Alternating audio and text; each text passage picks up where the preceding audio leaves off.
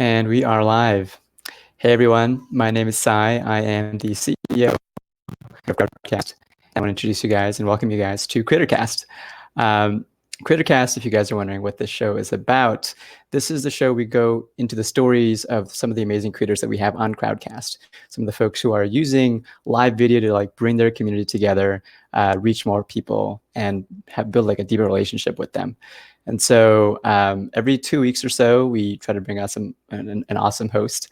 And before I tell you about today, I want to just give you some housekeeping stuff. First, are streaming to Facebook and YouTube. So the folks who are out there, hey there, we're not monitoring the chat there. If you do want to come into the Crowdcast world and see everybody else and maybe even ask some questions to our guest Waylon today, click on the Crowdcast link. It should be somewhere around there, or just go to crowdcast.io/creatorcast. And for the folks in the audience, welcome. Let us know where you're tuning in from. I'm actually hanging out in Portland, Oregon today. I'm usually in the San Francisco Bay Area. But just drop into the chat where you are tuning in from.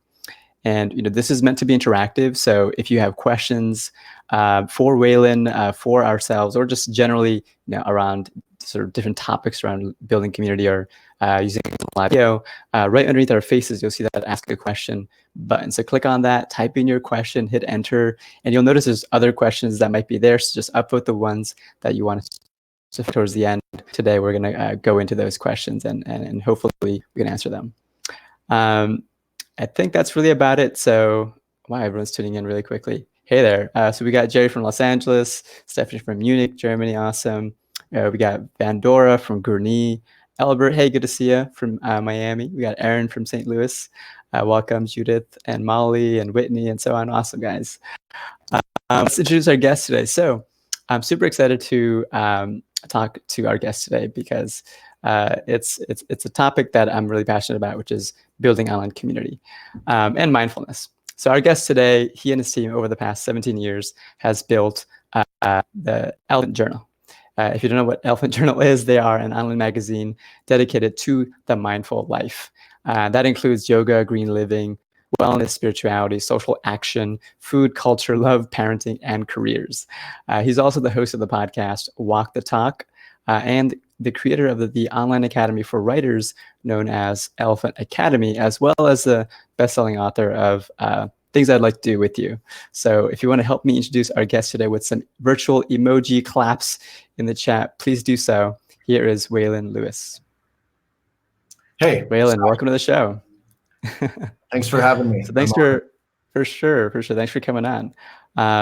So with these, I really like to start it off by just going way back in time into where did you grow up? How did you get started on planet Earth?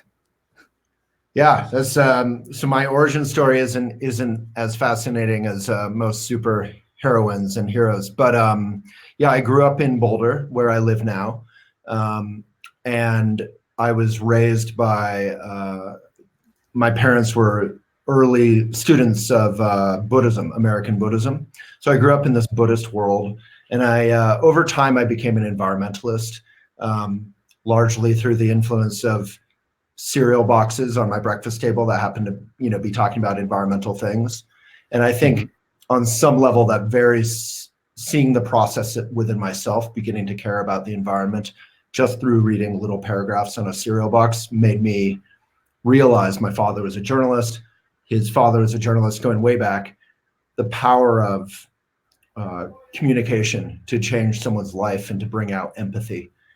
And then I moved to Vermont and Boston for high school and college, and then on scholarship and studied journalism, magazine journalism. We were gifted at my graduation with a brand new thing called email.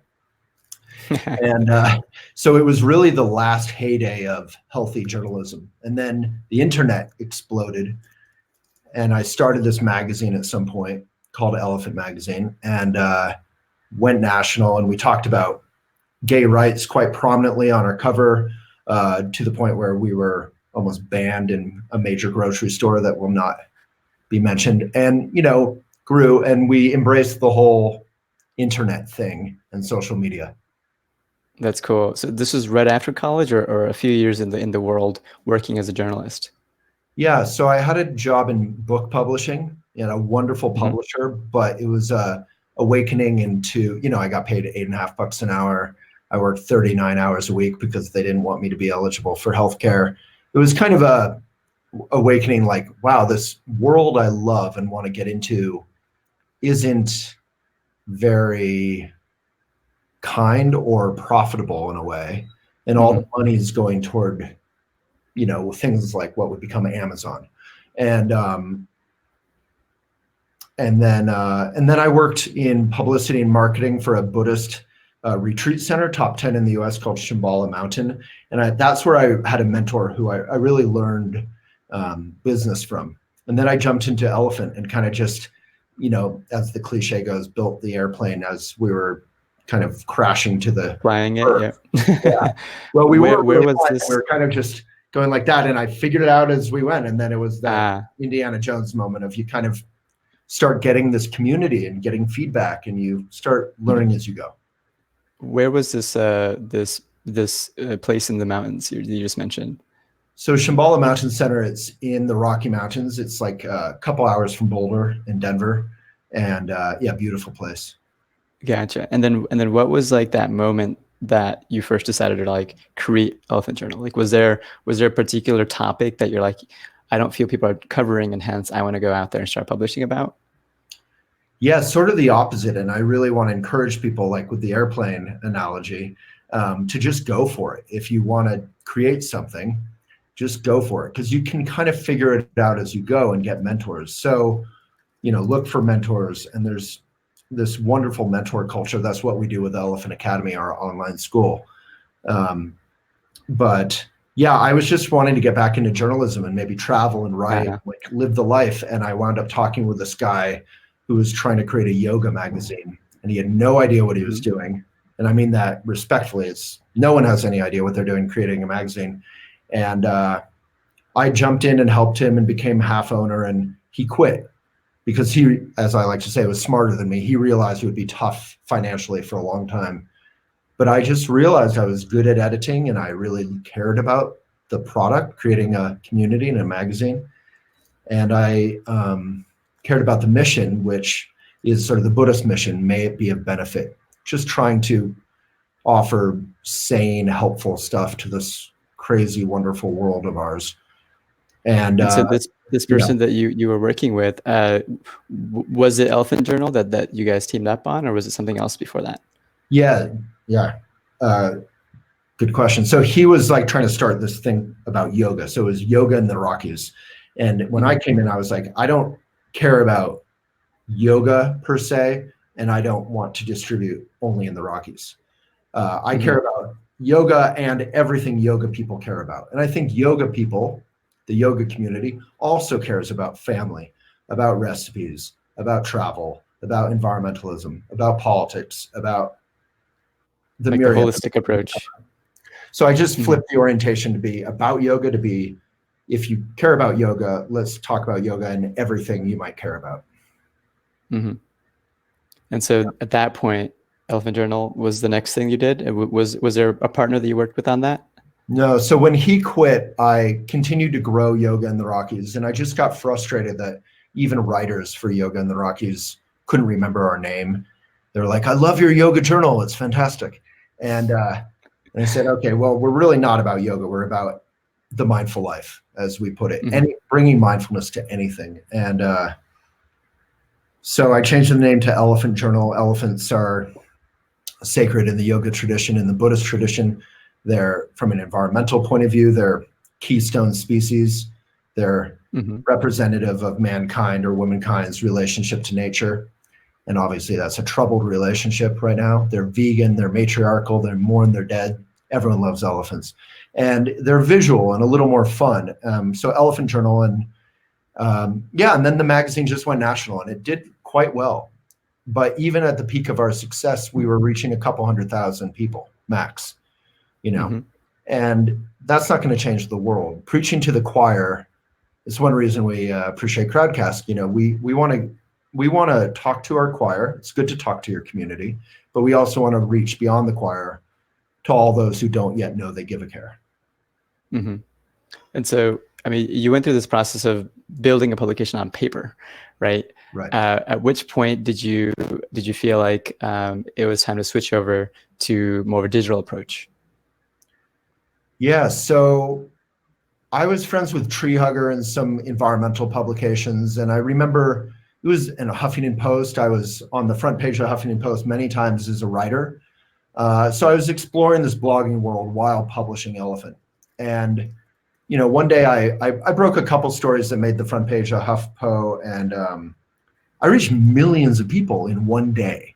And realizing the difference between a magazine, which takes time, it's like you're baking this bread in the oven over the course of 3 months. We were quarterly, and then you release it, and you reach a very small group of people who loves you very much. But maybe they also don't read the magazine. It goes under their bed. They lose it, whatever. Versus this sort of instant thing where I'm covering breaking news. Like I did a story sort of exposing John Mackey, the founder of Whole Foods, for not believing in climate change. That was an interesting story.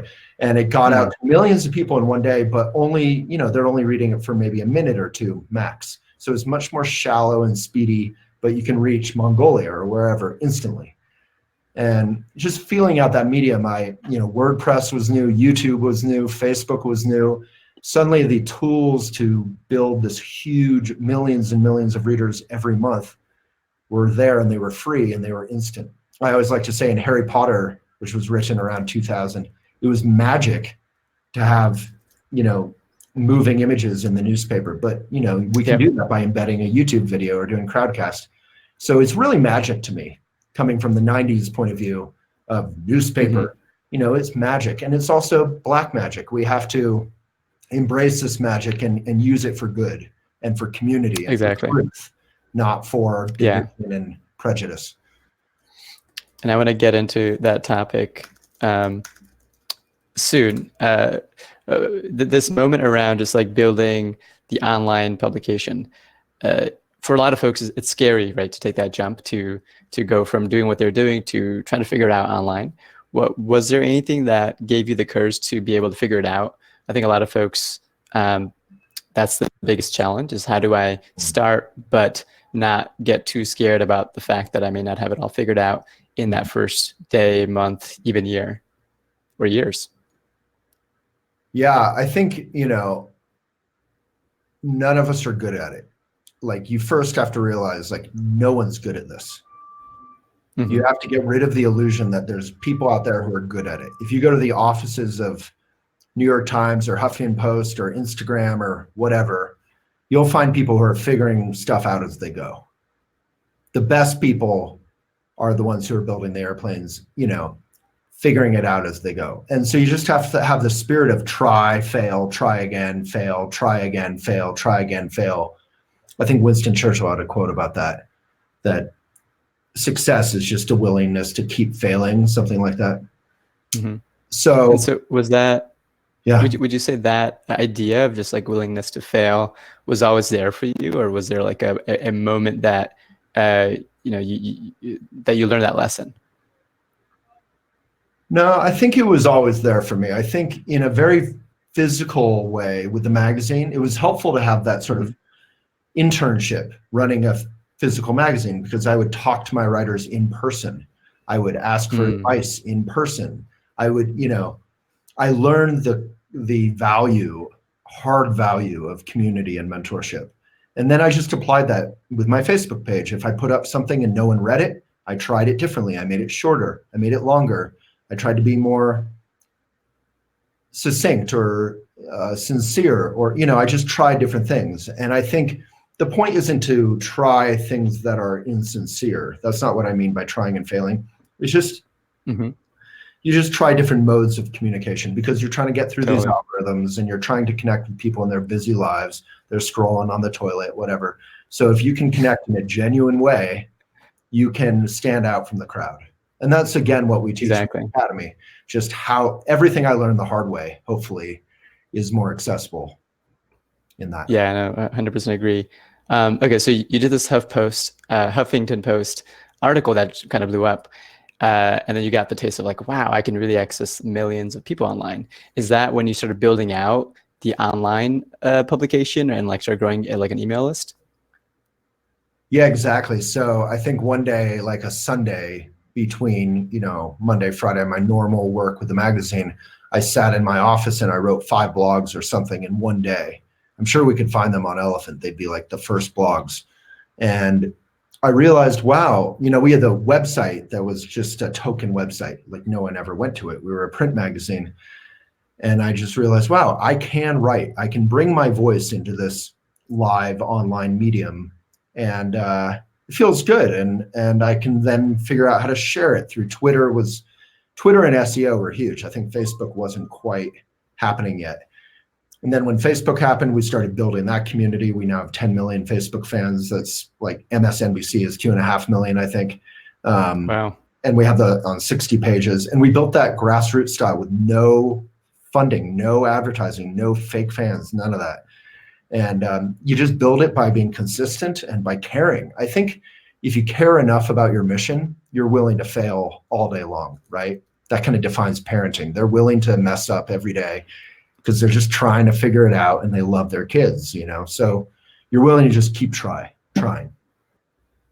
Nice. And that over the course of many years, that consistency continued to pay off, right? And then at which point did you open up an academy?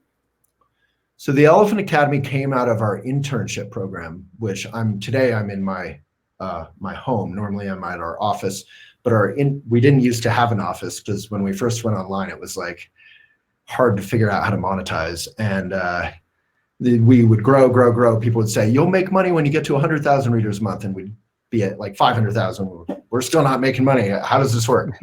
So yeah, we had our interns meet around a table in my living room here. And eventually I realized that because I took internship seriously and trained people, it was actually, I was giving much more than I was getting back. Like it wasn't free labor or something, which, if you treat interns with respect, you're actually training them.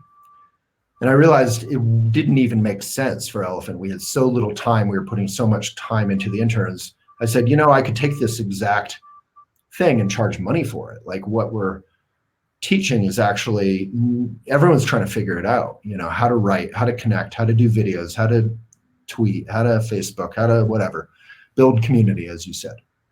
So I turned it into this kind of online training academy. And eventually my colleague Dave Rogers came into Elephant and said, wow, what you're doing here is amazing. We could grow this and we could charge real money for this. And we still keep it about like 1/4 the price of other things because we want it to basically be a public good. But, it needs to be able to pay for Emily and Molly and our staff there. So that's amazing. That idea, I think, is kind of radical for a lot of folks, that in an internship program, it's more training for them as opposed to getting free labor for you, right? I think that's probably a new idea for a lot of folks.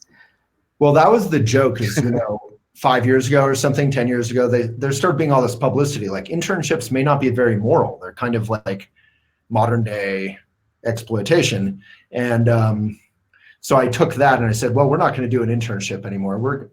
This is actually a real internship where we really invest in people. We're going to ask for folks to take this seriously as a program. Yeah. I want to get more into like the nitty gritty, like businessy stuff, because a lot of the people, especially in the writing world, it's so difficult to build a business, right? By doing some sort of online publication. For building Elephant Journal, were you ever at a point where the publication was making enough revenue from like ads or other sources that you were able to like sustain yourself and your team? Or rather, at which point was that tipping point?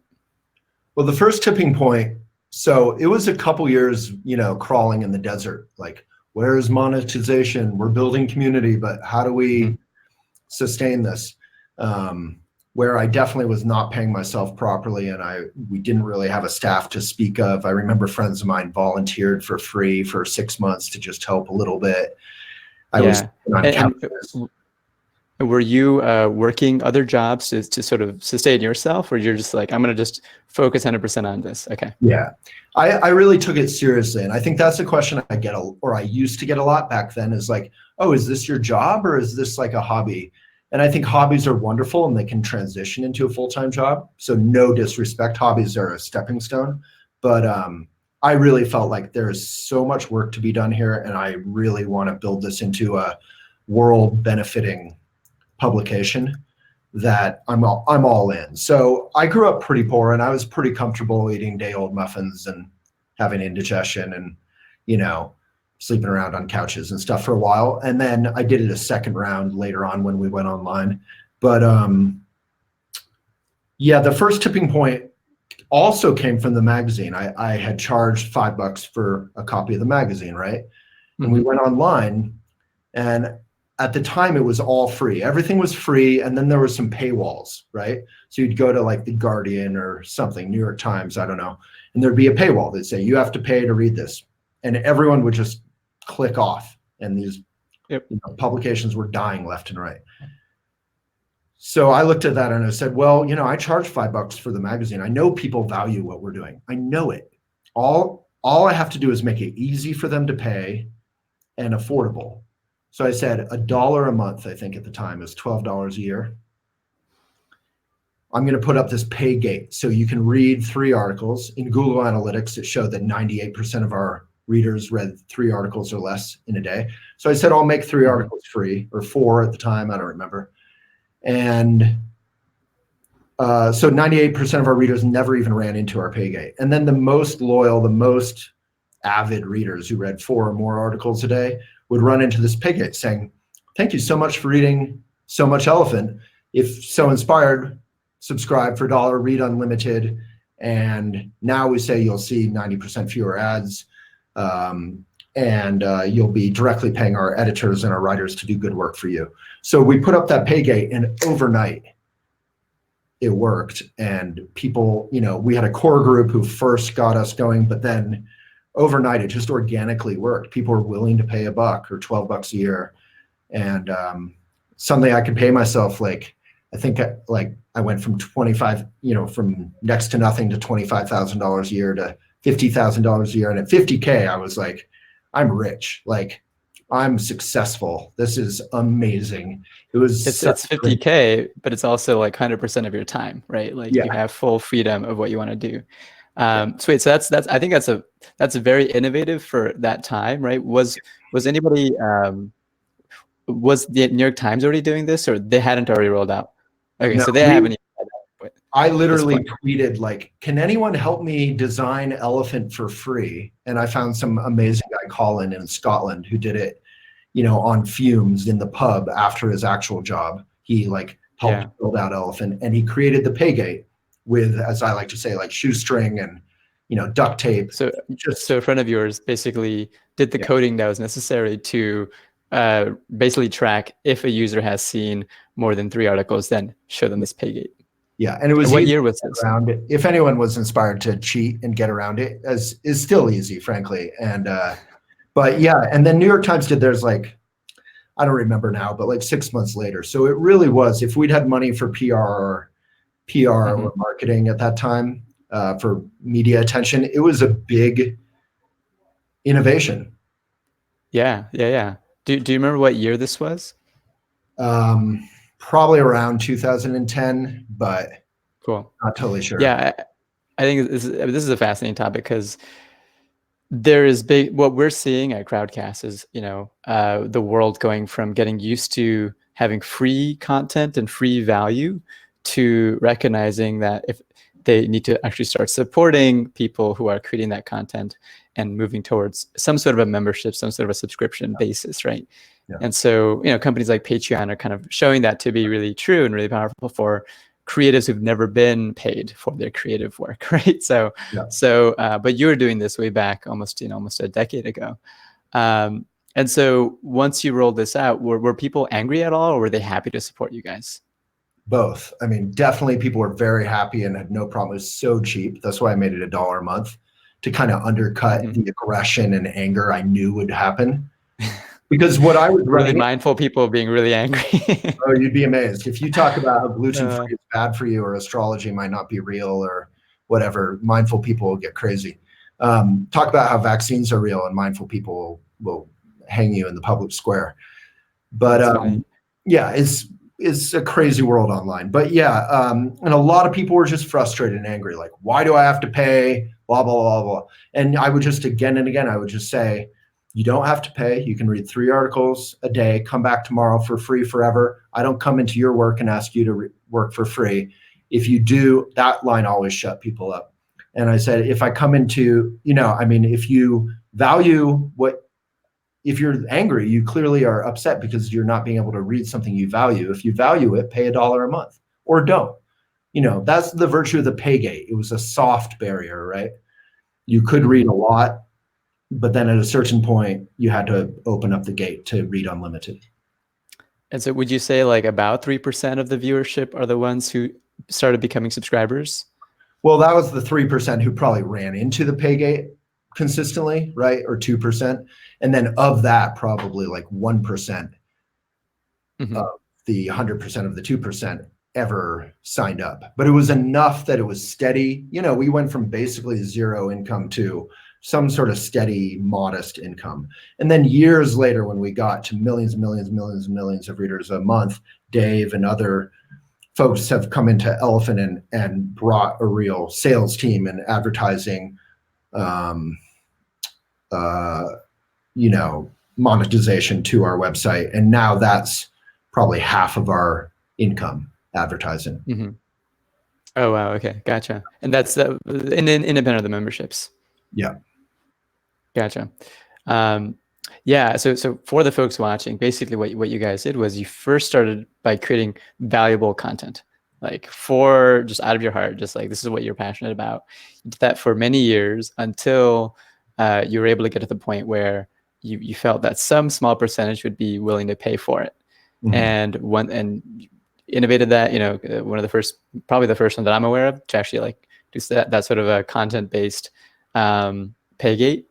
And then to be clear, the only people who had done it that I remember or know of at the time were financial publications like Wall Street Journal, Financial Times. They had done it before us, but they had really valuable content that people wanted to get to pay for. Exactly. There was fiduciary right and reason to go purchase that, that publication. Whereas you could argue that, the content that you guys are producing are also going to help them out financially, but not as direct of a way, right? Yeah. So that's cool. That's amazing. And then, so since then, so now you guys are, you've got a team, you've got folks who are creating content as well as doing sales for the ads. And you sort of expanded verticals, you could say, if you're to think in business terms, right? So are you also able to get advertising on the podcast? And are there any other sort of content types that you guys have expanded out to? Yeah, so we have a relatively new podcast, and it started off with a bang. It made like top new podcast lists on Apple or iTunes.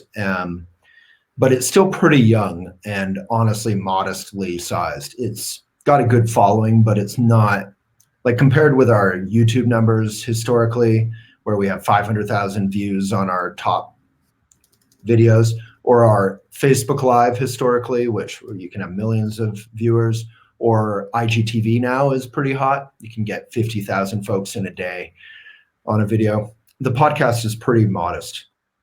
So I'm assuming it's long game with the podcast. I'm not a big podcast listener myself. I just bike around. I feel like most people who listen to podcasts are driving or on a commute or maybe doing dishes or something. I'm also not that good at doing my dishes. So, I'm prime time to listen to a podcast. What's that? This is the prime time to listen to podcasts. Clearly. Yeah, exactly. So I feel like that's the first rule of creating communities. You can't do it that effectively if you're not participating in it. So I think the fact that I don't participate in podcasts typically as a listener has slowed down my pushing or growing of our podcast community. But it's been fun and it's done well thanks to Vanessa, our producer, and just, I've been doing talking and interviews for decades now. Our talk show, which used to be live and is now all online, is super fulfilling and super fun. We feature amazing people and I talk about mindfulness in everyday life, and it's pretty fun. Yeah. Okay. That I think it looks like some folks are really finding that interesting. when you say community, it could mean a lot of things, right?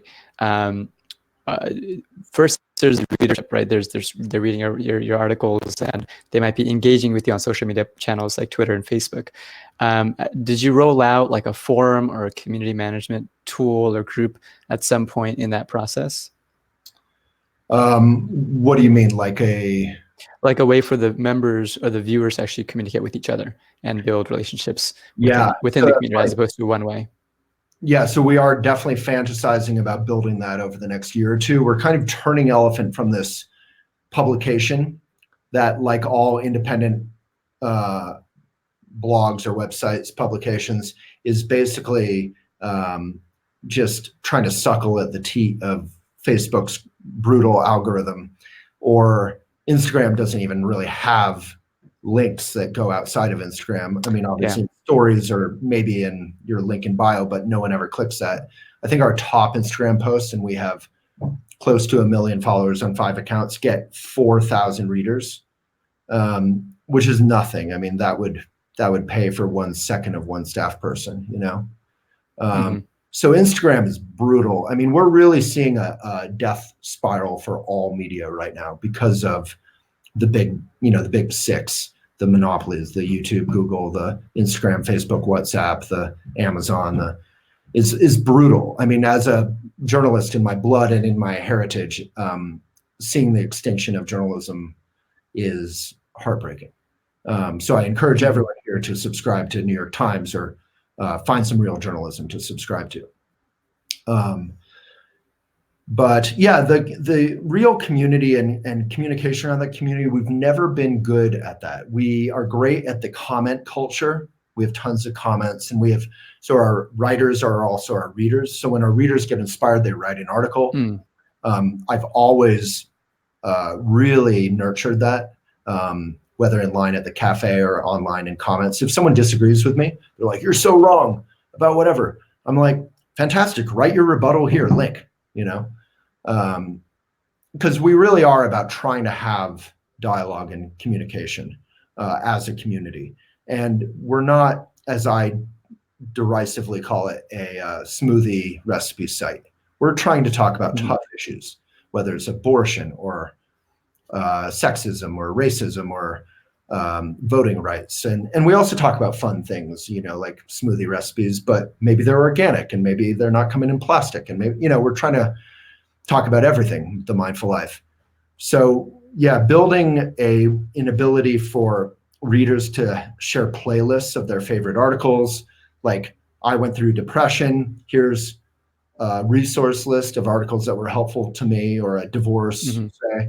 And then the ability eventually for readers to message each other and flirt and make friends and make groups and make subreddits, like in Reddit. We want to build all of that out, because that's the way that journalism and Elephant generally specifically is going to be able to survive the Facebook apocalypse, is to become the monster on some level, to become social media.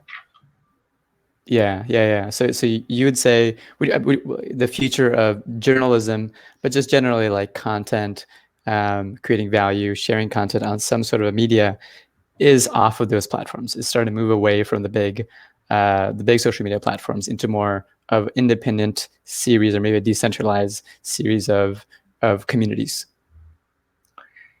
Yeah, I mean, I think on a simple level, if you're building your success on Facebook's platform or on Instagram's platform or what have you, Twitter, you are vulnerable. You're on the chopping block of their boardroom decisions about their algorithm. Facebook a couple years ago said, you know what, Aunt May's opinions about Donald Trump are going to be much more prominent than the New York Times article about the Amazon fires that Bolsonaro has been directly encouraging.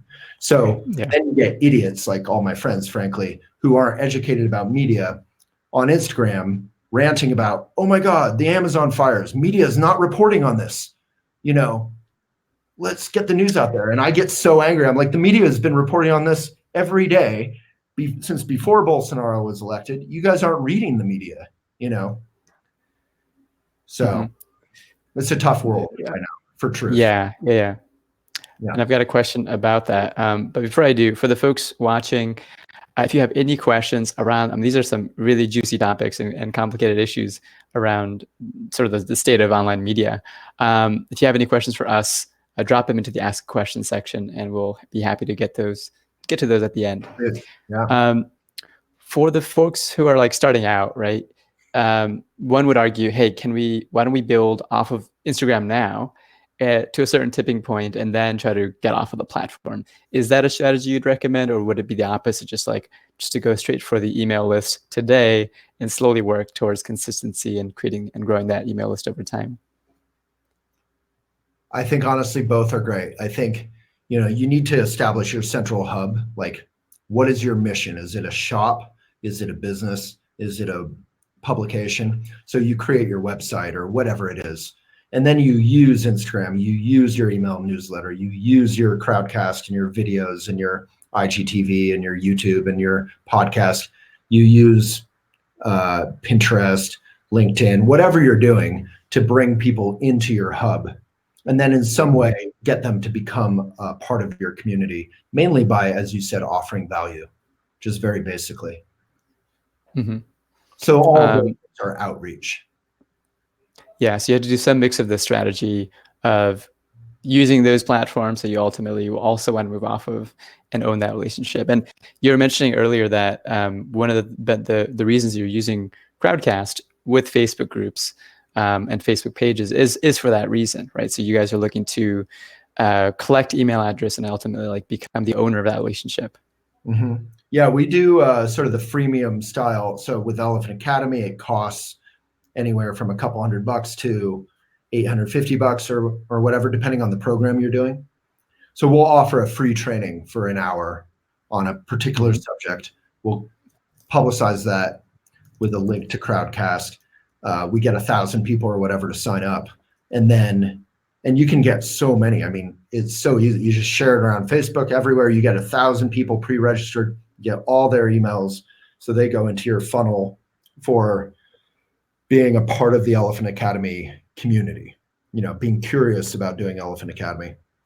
And then you'd have a fun hour where you're talking by yourself or with a guest about something that's helpful for them. And then it's over. And there's only so much you can learn in an hour, right? You can be inspiring, you can be a little bit practical, but you can't be a lot of either compared to the full academy. So then people naturally they say, oh, I'm going to do the writing course. I'm going to do the Right Livelihood course where you can kind of gain the skills of social media to do what you love.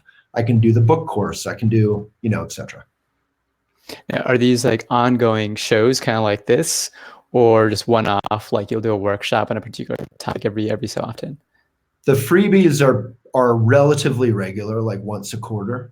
They're not frequent for an obvious reason. We use them as marketing, as connection, and we don't want to give too much away because, it's the livelihood of all my editors and my staff and my sales folks that we're offering something of value. So I think, again, for anyone starting out here, you have to look at value, and shameless, I'm not going to give it away for free. I might give tastes away, but that's it. Gotcha. And then beyond these sort of free, they're using Crowdcast with the community, maybe for the public, but also maybe for the folks who are members of the academy. Sorry, you broke up for a second. Is that Airbnb Wi-Fi? I was just asking, in what other way, with the folks who are probably already members that may not necessarily be for the public? I broke up one more time. Sorry. Oh no. Let me get keeps getting you. Yeah. Basically, in what ways are you guys using Crowdcast with the community that's already part of the membership? Oh, I see. Yeah, so we use Crowdcast. I mean, Crowdcast is honestly the heart of, or one of the two hearts of our entire Academy online learning platform. So we do regular meetings every week with our entire sort of student body of the Academy. and I'm talking again with a guest, sometimes usually on my own, sometimes it's Emily or Molly or other Elephant staff. And then, as we have right now, there's the comment section, there's mentors in the comment section, there's dialogue. I mean, we have tons of dialogue.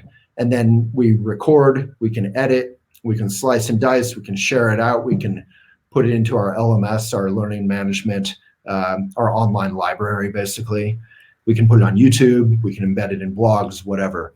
But yeah, I mean, honestly, Crowdcast is how we run Elephant Academy, a big part of it. That's awesome. That's cool.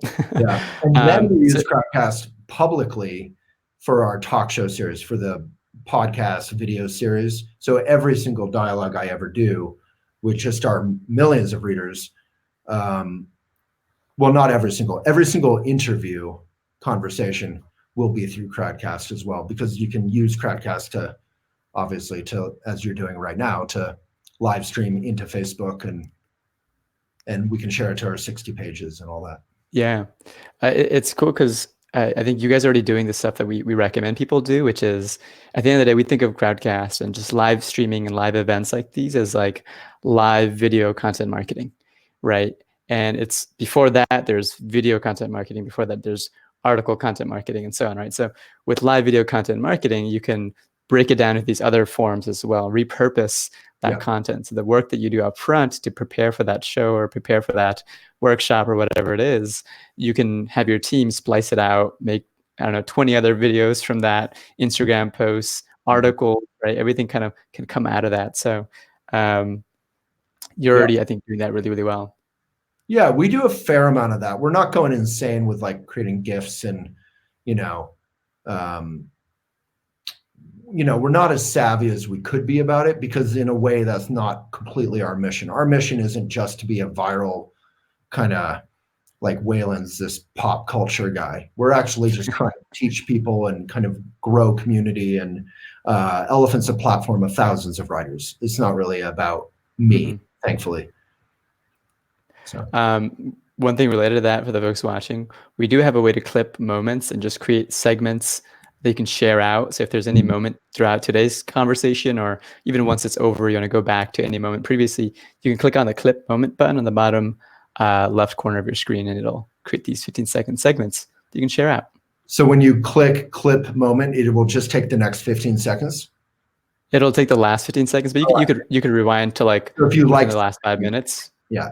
Cool. Yeah, you can clip it. It'll create a free shareable moment for folks to share it and tweet out, and it'll bring new folks back in. So I like that. One of the newer features that we rolled out. So with we were talking earlier, actually, before I go into that one, what platform are you guys using for the LMS? Is it a custom roll your own solution, or is it something that people are pretty familiar with? Yeah, we just switched. Molly, Emily, what are we doing? Teachable, I believe. Okay. And what? Yeah. Okay. Yeah. Teachable now. What were you guys using? Yeah, we were doing Talent LMS. That's right.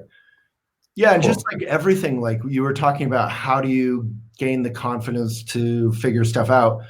When we were trying to choose the next LMS, because we were, in some ways, Talent was great, and in some ways it wasn't fitting what we wanted. I just started a Facebook conversation, and I think to the frustration of Emily and Molly, who had already figured out what they wanted to use. And I just asked people, in my community, like, what do you recommend for this is our kind of purpose? And a lot of people out there, I just encourage people to ask questions of community. And that's the best kind of free way to get crowd wisdom that is going to be a lot more appropriate than what you can Google or Ecosia, Got it. And just to kind of expand on the tech stack a little bit, for the folks who don't know what LMS means, it's learning management software, I believe. So it's kind of a tool to host like online courses, essentially. Right. Teachable is one of the really popular ones. So to understand the lay of the land that Elephant Journal uses, would you say Teachable is where the courses are? Do you guys have a Facebook group as well? Is there a like community on Facebook? Exactly. So we run a lot of the Academy through, we have a couple different groups for Elephant Academy, but there's one main one.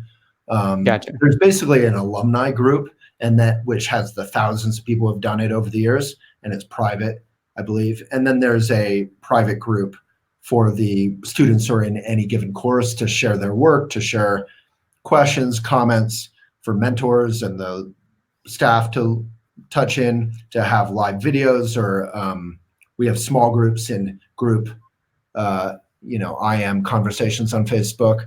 And then, so that's a big part of it. Then Crowdcast is a big part of it for the live and for the conversations there, and then to the library and sharing, as we discussed. I think that's, what else am I forgetting? Oh, and then the LMS, of course, itself. So it's sort of those three things. Gotcha. Yeah, I think that's always a topic that people are really interested in. I don't try to focus too much on the stack, right? The tools, because ultimately that's a secondary thing. If the way you go about building your business and building your community is going to always be the most valuable piece. Let's see. Moms Can Code saying finding an LMS that's engaging for students and good for teaching is very hard. So they've used Mighty. That's awesome to hear. Crowdcast does have an integration with Mighty Network. So that's another one that, Mighty is one of our customers as well. And we have a lot of users who kind of combine Crowdcast with Mighty for their community/course platform. Well, we'll check it out, because I think, part of the mindful life is always trying to work with partners who you believe in, who maybe aren't owned by Bezos, and, just trying to keep it real, basically, keep it community. Bezos and Zuckerberg. That's cool. Okay, so let's see if there's other things that there's a whole sort of category here. So we were talking earlier about tech for good, right? So what do you mean by that when you say tech for good? I don't know if I do say that, but I think our entire mission is using social media tech as a platform, and trying to innovate ourselves to create a forum and community to share truth and to have tough conversations. I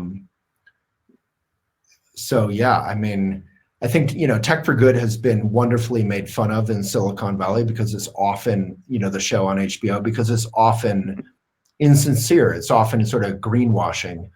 But gosh knows, or whatever, this world needs people actually trying to be of benefit. We need truth that we can all agree on and argue about.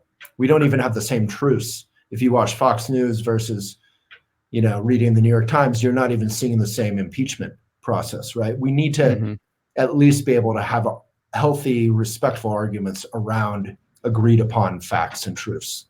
And we don't have that as a country right now. So we're basically falling apart at the seams, because we have no kind of agreed upon community or forum for truth. So Elephant's trying to be one of those.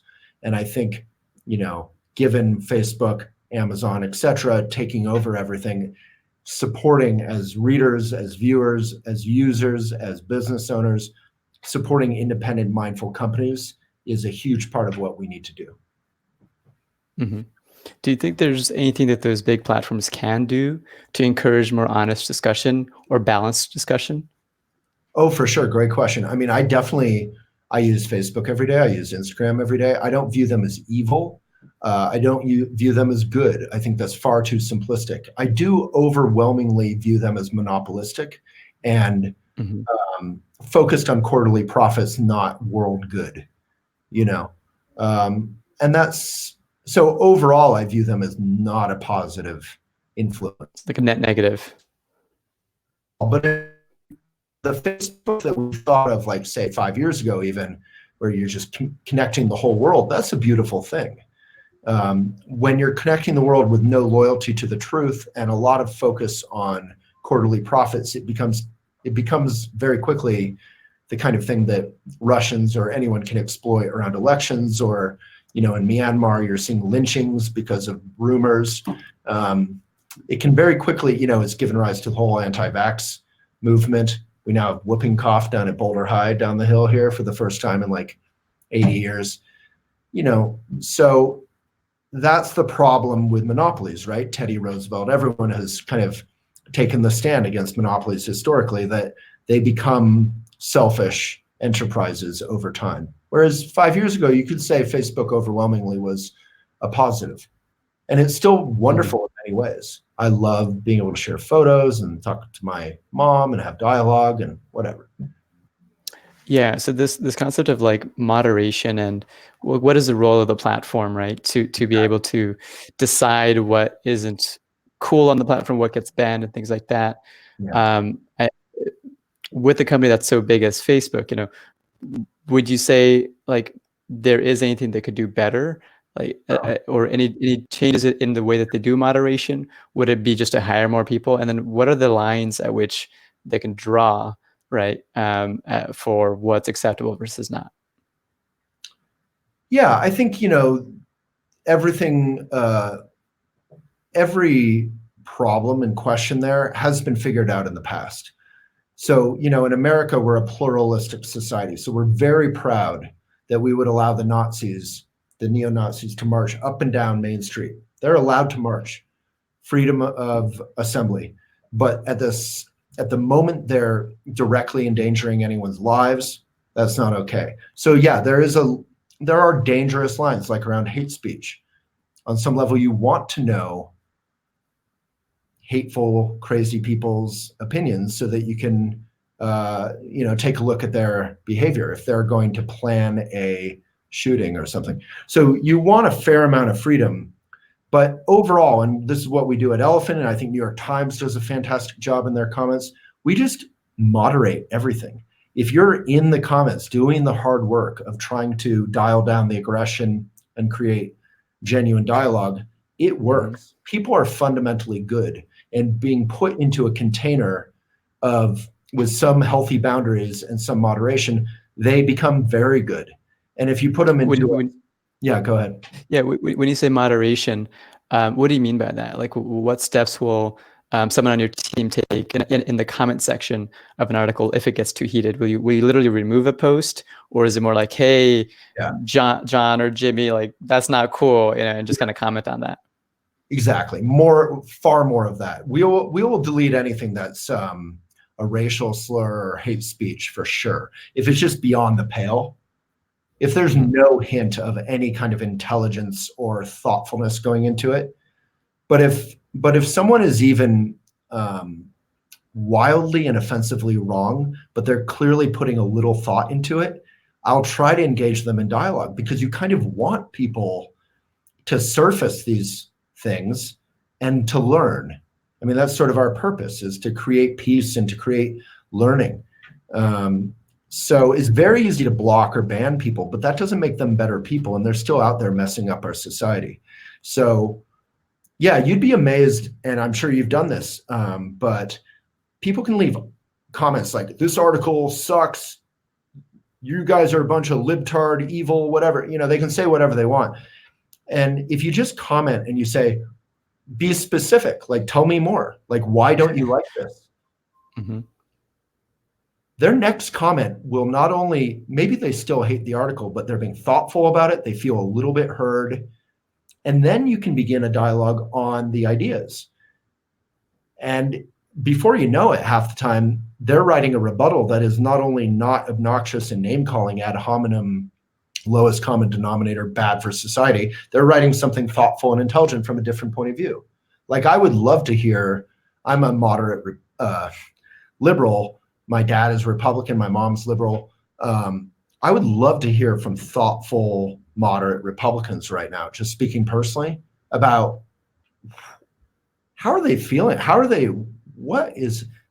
are they at with a president like this?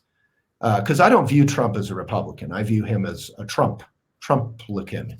He's of the party of one. So without getting too political, we can have these political conversations, or conversations around sexism or racism or the toughest issues of our time. And we should have those conversations. And all it takes is some healthy boundaries, and healthy kind of, you'd be amazed if you treat people in comment sections like human beings instead of like customers to make them happy or to ban them, which is a very kind of capitalistic way. Like, you love happy comments, you block everything else.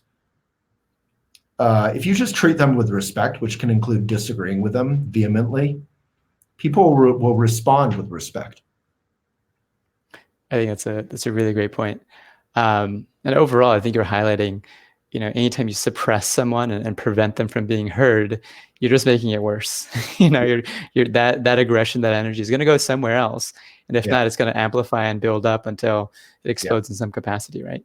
And if you're being a hateful liberal, whatever, like I could be if I'm arguing with someone about a political thing, you're crystallizing in their point of view. Like, I bothered to comment on this non-conservative platform once about how stupid they were, and man, they were just aggressive jerks to me, Like, there's a great article in the New York Times Sunday magazine about Alex Jones, some guy who wound up working for Alex Jones, the kind of hateful, crazy guy down in Austin.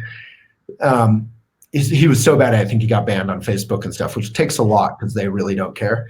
And, these people who are on the edge of becoming extremists in any direction, they can be brought back into society if we try, before they go off the rails. They can. And we got one of my last questions, because we are a tech platform, right? But one that tries to approach it from a human perspective, and like, we're on screen all the time, every week, chatting with our users. If we were to build a new version of Facebook, right, a new platform for having conversations and posting comments and things like that. In the current version of Facebook, there's no concept of like a Facebook employee coming and commenting on your posts to kind of do that moderation, because that would be weird, right? But for Elephant Journal, there is an authority that you have as you or the other writers who are officially writers on the platform to then come into the comment section and be like, hey, person who's really angered or is spewing some hate, like, let's have a conversation. If there was let's say a next version of a social networking platform, whose role is it to do that commenting, right? To do that inviting in and moderating of conversations and letting those people who are expressing these feelings express it to some capacity. Well, there's no question generally that if Facebook applied its incredible intelligence and innovation and resources financially and development-wise to any of these questions or problems, that they could create a forum that they were truly proud of. Right now, they're kind of they're on their heels, kind of in a defensive posture, but they don't particularly care, actually, because they're still making money hand over fist. So if they actually approach this, and as you mentioned, alluded to earlier, if they hired an army of moderators, I actually wouldn't mind if a Facebook employee jumped into a conversation on my wall. If I was spewing some sort of hate either at Trump or at, police or at African Americans or at women or at any group, and if someone jumped in and said, hey, can you approach this more constructively? I'm going to take this comment thread down until you do so. I actually, I'm not doing any of those things, thankfully, but I would appreciate that. That would be like a little bit of hand of God coming in and saying, hey, there are boundaries of how we communicate as human beings. Our grandma, our mom would say that to us, like, don't put your foot up on the table, kind of, you're in our living room. And to ask a follow-up question to that, what if that conversation was happening in a private Facebook group? And what if, you were in Myanmar and you're talking about Muslims and you're in a private Facebook group, right? Would someone come in there? Would you be okay with that if you were that person in that community? Maybe you're not the person writing the hateful stuff, but observing someone outside of the community to come in and do some moderation. I mean, that's a great question. All I can think is, number one, I don't really know, but I would approach that, and I think you would approach that question from an ethical point of view. And I think Facebook approaches that question from a financial point of view. Exactly, yeah. And I think that's the problem, that any questions or problems like that, if I have a private like cancer survivors group and some Facebook person is reading this private stuff, or if sexual assault awareness group, you don't want someone reading that stuff, right? But at the same time, if you have a private group dedicated to like white supremacy, you kind of do want someone to have some transparency into there. And let's face it, our data shamefully is no longer private unless you're incredibly sophisticated. Facebook, Apple, everyone's making hay with your data. Apple less, but all of them. Google. I use some like Firefox is far better. I highly recommend them. But yeah, I just think so. Reddit has another approach where they have volunteer moderators. So instead of hiring an army of people, they have volunteers do it, and I think that's been quite effective.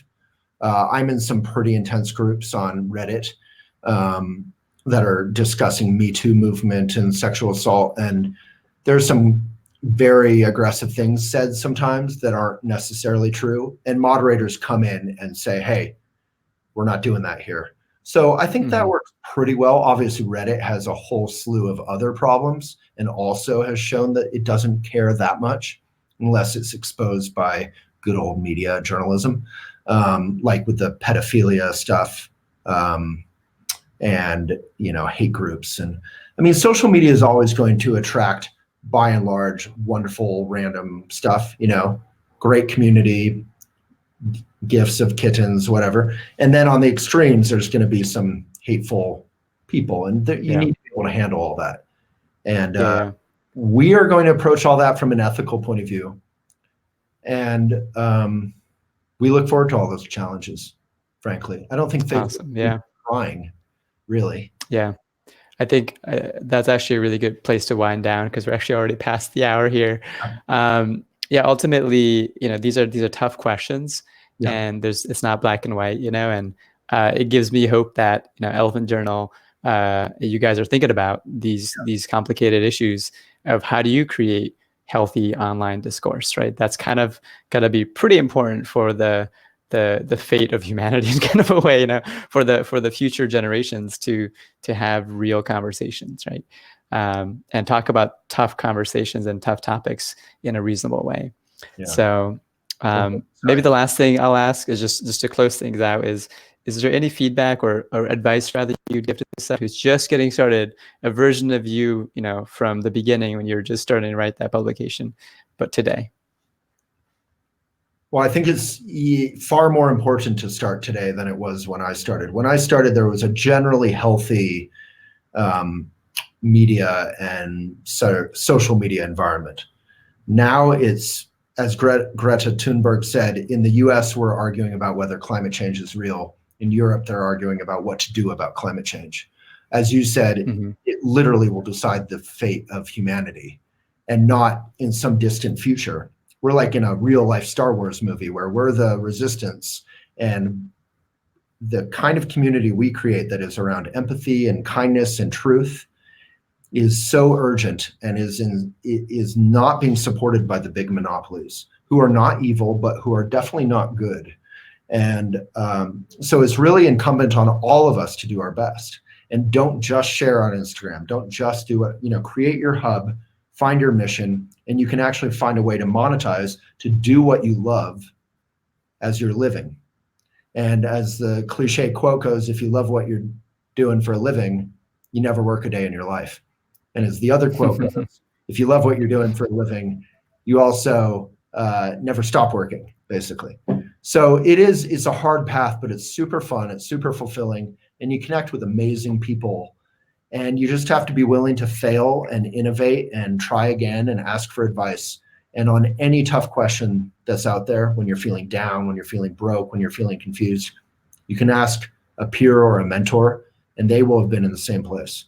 So community is just the best wealth we have.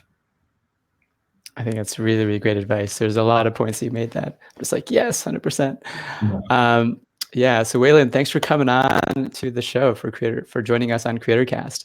That was a ton of really great wisdom and just advice from actually trying it out and actually doing it and showing up every single day, to show that you can really make this possible. You can actually build a business doing what you love and what you care about, and in an ethical way, which is the trifecta. You're doing it, and so that gives hope to a lot of the folks who are here watching. So thank you so much for coming on. Yeah, thanks for working with us. And so for the folks sticking around, next person on the show, we're going to be having Ianla Vincent. So she is the host of the show. What was the title again? Fix My Life.